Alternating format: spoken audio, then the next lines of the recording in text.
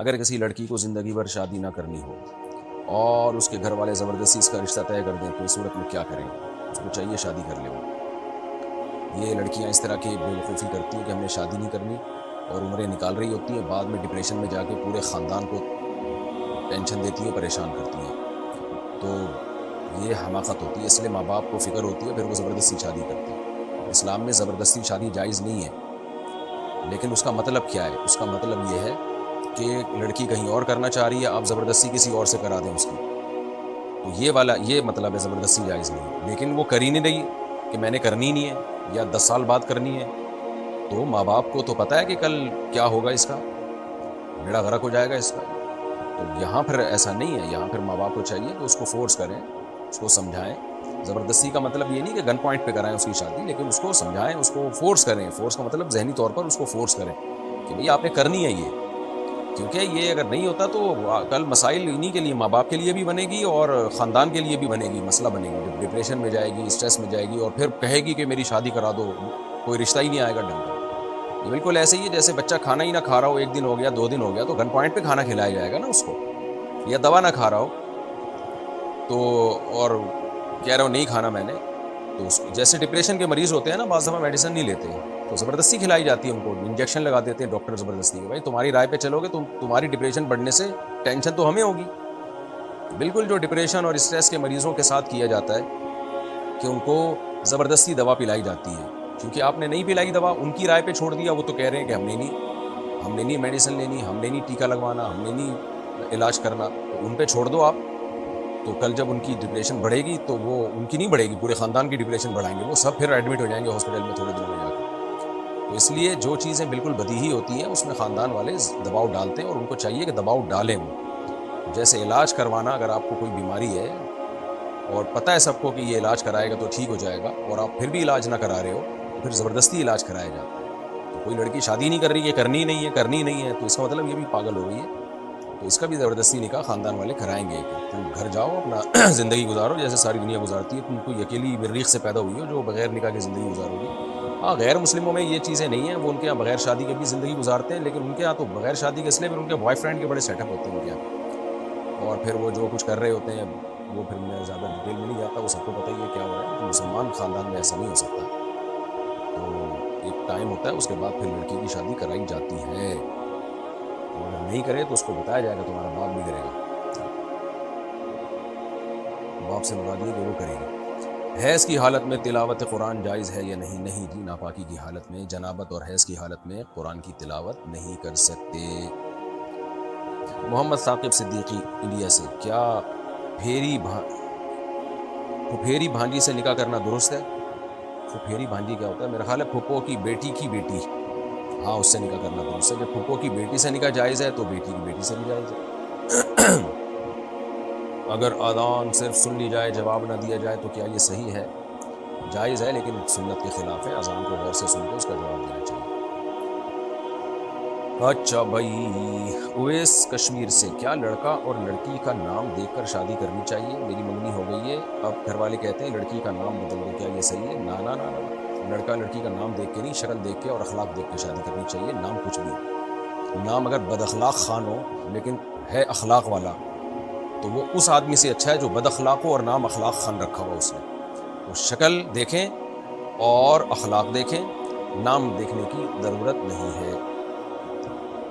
محمد عاشق، بلی کے جھوٹے پانی سے استنجا کرنا کیسا ہے؟ بلی اکثر لوٹے سے پانی پیتی ہے، اس کا کیا حکم ہے؟ بلی کا جھوٹا پاک ہوتا ہے، وضو بھی کر سکتے ہیں اس سے، تو استنجا کیوں نہیں کر سکتے؟ البتہ نہ کریں تو زیادہ بہتر ہے، پاک ہے، بہرحال حدیث سے ثابت ہے اس کا پاک ہونا۔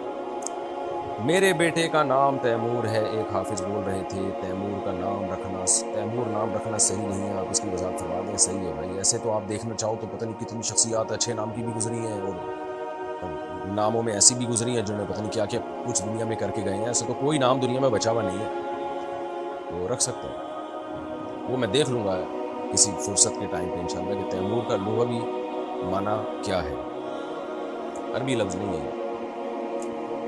عظمیٰ صاحبہ انڈیا سے، والدین کا دل دکھانا بہت بڑا گناہ ہے، لیکن اگر والدین کی کسی بات سے ان کی اولاد خاص کر بیٹی کا دل دکھے تو اس صورت میں ان کے لیے کیا حکم ہے؟ صبر کا حکم ہے۔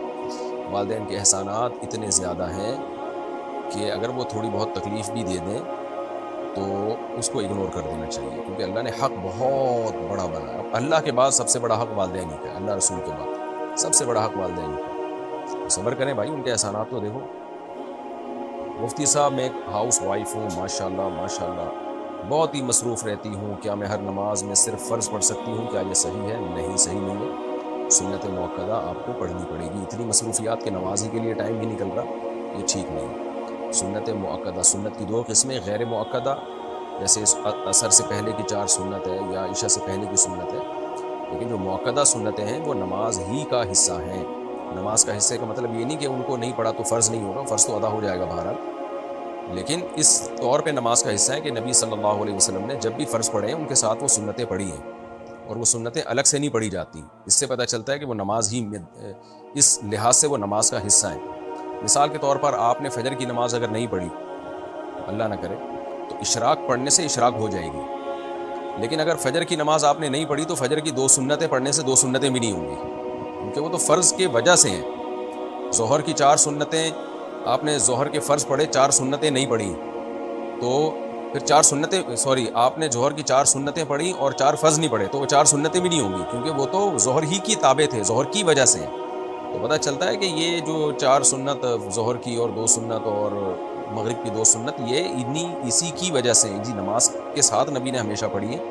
نماز کی تکمیل جب ہی ہوگی جب یہ سنت موقدہ بھی اس کے ساتھ پڑھی جائے. ہاں کبھی بہت زیادہ تھکاوٹ ہو، کہیں جلدی ہے یا کوئی ایکسٹرا آرڈینری کوئی تھکاوٹ ہو رہی ہے تو پھر چھوڑی جا سکتی ہے، لیکن چھوڑنے کا معمول بنا لینا یہ بالکل ٹھیک نہیں ہے.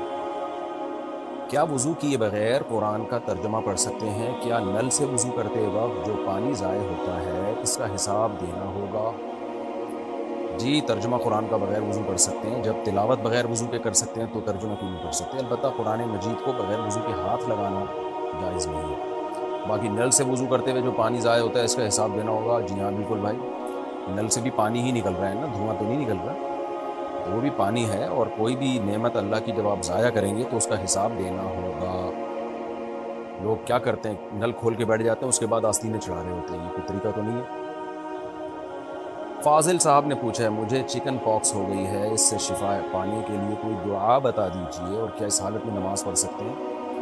میں دعا کرتا ہوں اللہ تعالیٰ آپ کو شفا کامل عاجل عطا فرمائے. اب دعا یہی ہے، یہی دعا آپ بھی پڑھ لیا کریں، اللہ مجھے شفا عطا فرما، اسأل اللہ العظیم رب العرش العظیم ان یشفیہ. آپ ان یشفینی یہ الفاظ پڑھا کریں، اسأل اللہ العظیم رب العرش العظیم ان یشفینی، یہ دعا پڑھا کریں. ورنہ اردو میں اللہ سے 2 رکعت پڑھ کے دعا مانگ لیں. باقی اس حالت میں نماز پڑھ سکتے ہیں، پڑھنا فرض ہے، ہر قیمت پہ نماز پڑھنا فرض ہے. میدان جنگ میں، جہاد میں نماز چھوڑنے کی اجازت نہیں، تو چکن پاکس میں کہاں سے اجازت ہوگی؟ البتہ یہ ضرور ہے چکن پاکس میں چہرے پہ اگر دانے ہیں اور ڈاکٹر نے وضو سے پانی لگانے سے منع کیا ہے، کیونکہ پانی سے میں نے سنا ہے کہ وہ دانے بہت خراب ہو جاتے ہیں. بہرحال پوری تحقیق تو آپ کو ڈاکٹر ہی بتائے گا، تو پھر ایسی صورت میں تیمم کی گنجائش ہے. موحد زید، اچھا بھائی باقی زید مشرک ہیں کیا؟ خیر جی، موحد زید صاحب ہردوئی سے کہتے ہیں کیا میت کے بعد تیجا یا 40واں کرنا چاہیے یا نہیں کرنا چاہیے؟ اس کی کوئی شرعی حیثیت نہیں ہے. اللہ کے رسول صلی اللہ علیہ وسلم نے ہمیں میت کے احکام جو بتائے ہیں اس میں تیجے 40واں کا کہیں تذکرہ نہیں ہوتا. اس کسی کا انتقال ہو جائے، غسل کفن دے کے دفنائیں اور اس کے لیے دعا کریں، اور ساری زندگی دعا کرتے رہیں حسب توفیق. جب اللہ توفیق دے صدقہ خیرات کریں میت کی ایصال ثواب کے لیے. کیا تبرک کھا سکتے ہیں؟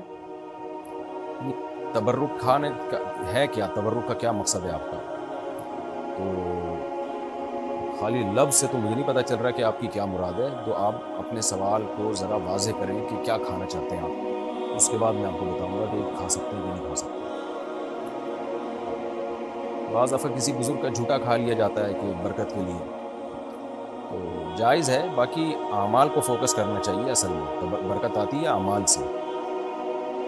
جادو اور نظر سے بچنے کے لیے کیا سورہ بقرہ روزانہ پڑھ سکتے ہیں؟ جی بالکل، سورہ بقرہ سے، سورہ بقرہ رقیہ ہے، حدیث سے آتا ہے. رقیہ کہتے ہیں جو بھی شیاطین اور جنات سے حفاظت کے لیے. لیکن آپ ویسے قرآن کی روزانہ تلاوت کریں، پہلا پارہ دوسرا پارہ 30 دن میں قرآن ختم کر لیا کریں، کیونکہ روزانہ آپ سورہ بقرہ ہی پڑھیں گے تو باقی قرآن رہ جائے گا آپ کو. اور رقیہ کے لیے کبھی کبھار سورہ بقرہ پڑھ لی، لیکن کنٹینیوسلی آپ قرآن الحمد سے لے کے والناس تک ختم کیا کریں تاکہ پورا قرآن ختم ہو. اور کبھی کبھار سورہ بقرہ پڑھ لی، اور روز جو معمول جنات اور جادو سے بچنے کے لیے وہ سورہ فلق اور سورہ ناس، قل هو اللہ احد، سورہ فلق، سورہ ناس، یہ 3 صورتیں رات کو پڑھیں اور اپنے اوپر دم کر لیا کریں، پھونک ماری اور پورے جسم پہ ہاتھ پھیر لیں. یہ زیادہ آسان پیکج ہے.